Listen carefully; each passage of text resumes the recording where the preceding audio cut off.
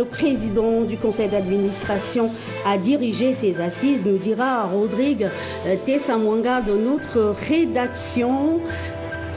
Et puis l'ambassade de France au Gabon vient de doter le Prytanée militaire d'un important don constitué des kits d'enseignement numérique équipés du logiciel Sankoré, un appui logistique qui participe au renforcement de la coopération entre nos deux États. Merci de nous rejoindre sur Gabon Télévision vendredi 18 janvier 2013. Sous la haute présidence du chef de l'État Ali Bongo Ondimba, un conseil des ministres est tenu ce jour au palais présidentiel au menu du social et de l'économie. La synthèse des travaux de ce conseil des ministres dans l'immédiat avec Bienvenue Miko Lambert Pori. La rencontre est habituelle et solennelle, mais la séance dirigée par le chef de l'État est la toute première de l'année 2013. Elle s'ouvre sur une communication du numéro 1 de la République. L'actualité internationale ici n'est pas en marge, notamment la situation de crise au Mali, en Algérie et en République centrafricaine où un nouveau Premier ministre vient d'être nommé à l'issue des pourparlers de paix de Libreville. S'agissant des projets de textes législatifs et réglementaires, le Conseil des ministres ce jour se penche sur la réorganisation de la Commission nationale des fêtes de l'indépendance, dénommée Gabon Indépendance. La Commission permanente de sécurité, la Direction générale et l'Agence de régulation des marchés publics intègrent ce registre. La politique générale en cette rencontre se focalise essentiellement sur la situation du secteur de la pêche au Gabon et les plans sociaux de Gabon Télécom.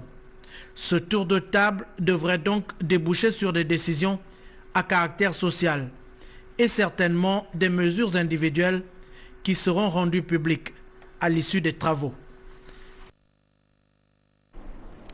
Effectivement, dans nos programmes ce soir, le communiqué final qui a sanctionné les travaux de cet important tour de table. Toujours au palais présidentiel, le numéro 1 gabonais a conféré avec le gouverneur de la BEAC. Le processus de réforme économique engagé par l'institution financière a constitué la trame de cet entretien. Bienvenue Miko Cédric Kalika. De cet entretien avec le gouverneur de la BEAC, l'évolution de la situation économique de la sous-région. C'est une rencontre normale du gouverneur de la BEAC qui vient rendre compte de l'évolution de la situation économique de la sous-région et de la banque au chef d'État qui est le chef de la banque et surtout au président en exercice de la CEMAC. L'institution financière sous-régionale se porte bien. Elle reste résolument déterminée à poursuivre son processus de réforme. La BEAC va très bien. Je crois que nous avons organisé le 40e anniversaire à Malabo et tout le monde s'accorde à dire que la BEAC a rempli parfaitement son rôle en préservant la stabilité monétaire de la zone, condition indispensable pour avoir une croissance durable et saine. Mais qu'à cela ne tienne, il faut que les réformes se poursuivent pour que le public, le peuple, puisse ressentir les efforts fournis par cette institution monétaire de la sous-région. Parmi ces objectifs, le financement de l'activité économique, la bancarisation et l'accès au crédit du plus grand nombre. Mais pour toutes ces conclusions, monsieur le gouverneur, l'espoir est-il permis? Il y a de l'espoir, bien sûr. Vous voyez que les États ont donné le ton avec le financement des infrastructures. Je ne vous apprends rien. Au Gabon, ça pousse un peu partout, beaucoup de chantiers. Et c'est la tonalité dans la plupart de nos États. Et donc, il faut accompagner ces efforts de nos dirigeants pour que le crédit, l'accès au crédit, le financement de l'économie se démocratise. Plus de 40 ans après sa création, la Banque des États d'Afrique centrale poursuit bien son œuvre de mutation et de modernisation au service de la communauté économique et monétaire d'Afrique centrale. Merci, bienvenue Miko pour toutes ces précisions dans l'actualité également ce soir. Des kits d'enseignement numérique équipés du logiciel Sankoré offert aux enseignants et apprenants du Prytanée militaire, une école élitiste et de référence en République gabonaise. Ce don est de l'ambassadeur de France accrédité dans notre pays, une action qui s'inscrit dans le renforcement de la coopération bilatérale entre nos deux États. Jean-Augustin Nzengue, Victor Mundunga.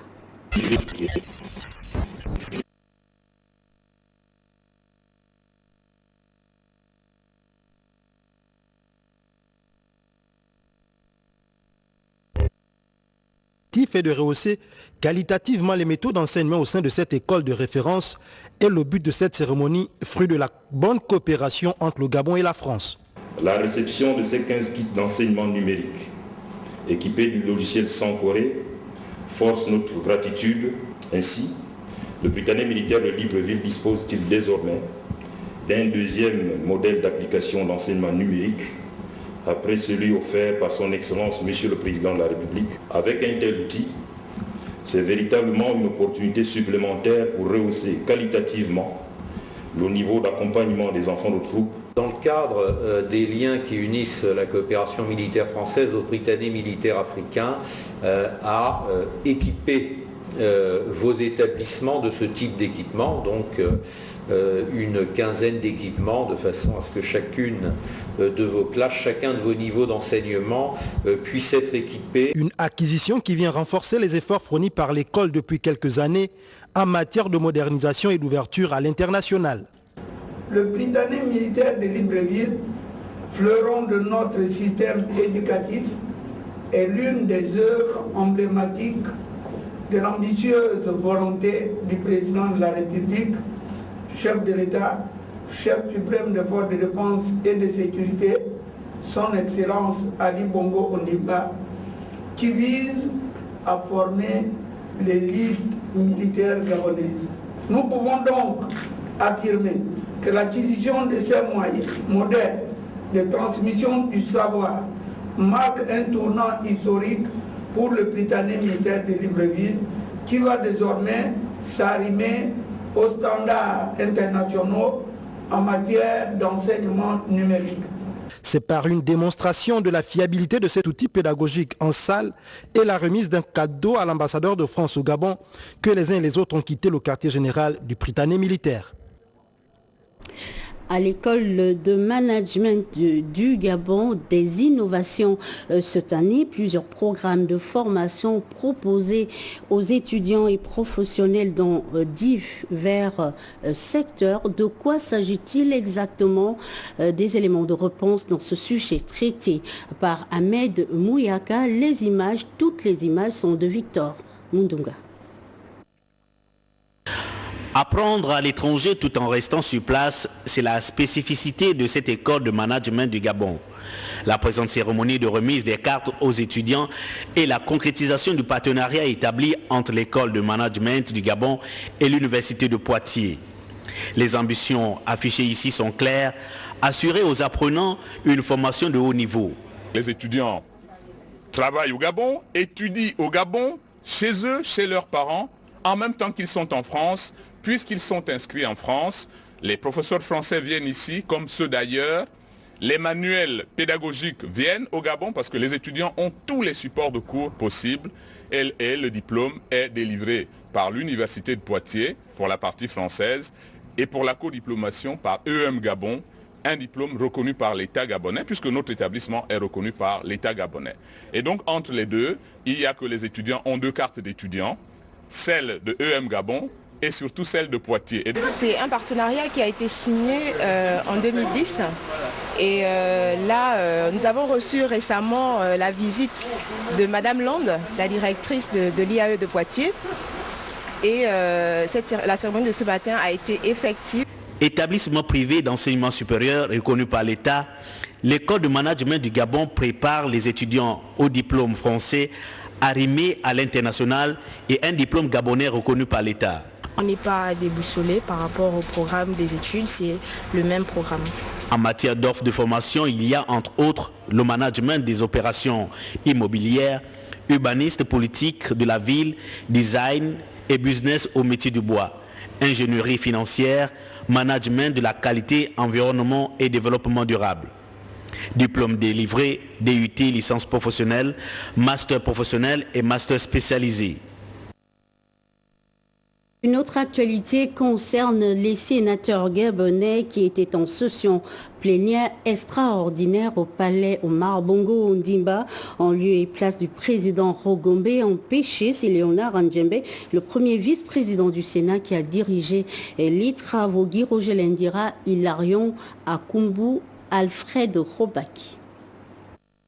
Lors de la clôture de la deuxième session ordinaire, dite session budgétaire, la session extraordinaire qui avait pour l'ordre du jour deux principaux points, examen et adoption des projets de loi portant extension du régime fiscal et douanier incitatif institué en faveur des exploitants agricoles et celui concernant le ressort des différentes cours d'appel judiciaires, a permis la tenue d'une séance plénière présidé par le premier vice-président du Sénat, Léonard Andjembe, en lieu et place de Madame le Président du Sénat, Rose Francine Rogombe, empêchée.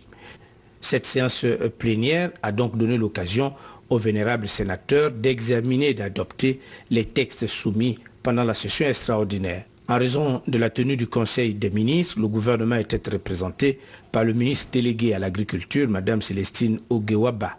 Rappelons que lors des auditions du ministre de la Justice sur le projet de loi portant les ressorts des cours d'appel judiciaires de Libreville, Franceville, Mouila et Port-Gentil, le ministre avait précisé aux élus de la Chambre haute du Parlement toute l'importance de ce texte qui prévoit que la nouvelle cour d'appel judiciaire de Mouila aura compétence sur les provinces de Langouni et de la Nyanga au regard de la proximité géographique des deux provinces, et ce choix avait, tel fait remarquer, traduit une volonté de rapprocher la justice des justiciables et permettre un traitement plus rapide des dossiers.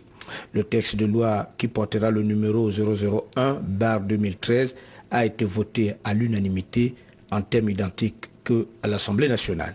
De son côté, le ministre de l'Agriculture, M. Julien Kogebe-Kalé, en présentant le projet de loi sur l'extension du régime fiscal et douanier incitatif institué en faveur des exploitants agricoles, avait indiqué que celui-ci était élaboré pour relever 4 défis: nourrir la population gabonaise et assurer la souveraineté alimentaire du pays, accroître la production agricole par la productivité et l'intensification, réduire la pauvreté en milieu rural en revitalisant les villages et en revalorisant le travail et le statut des agriculteurs, et conquérir les parts du marché international par l'amélioration de l'environnement, la qualité de la labellisation des produits agricoles afin de contribuer à la croissance et à la diversification de l'économie gabonaise.